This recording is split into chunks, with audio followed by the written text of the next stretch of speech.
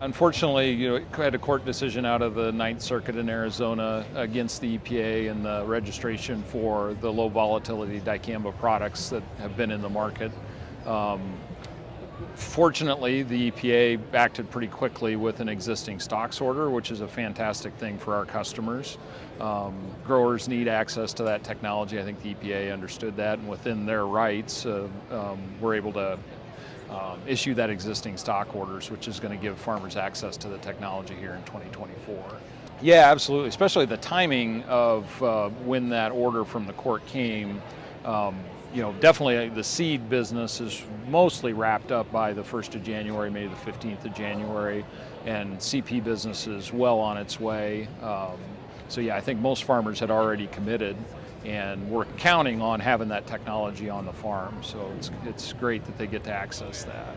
Well, we're working with the EPA right now on a registration for our low volatility dicamba product for 25 and beyond, and we've the other nice, if there's a nice thing about the court order, is it was about the procedure, not about the product.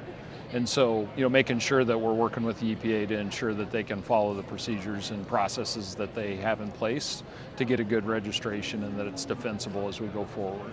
It's extremely key. If you talk to any farmer, especially in certain pockets of the country where weeds are really tough to control, dicamba does a really good job of controlling some of those tough to control weeds like kochia, like water hemp, like palmer amaranth, which are some big driver weeds in a lot of different areas. And farmers need access to that technology to help them control those weeds, and they've seen a lot of success.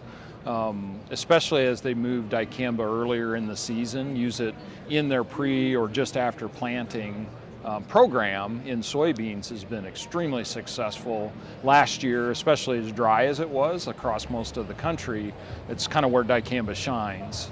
So we can get some residual activity out of dicamba where a lot of other crop protection products don't.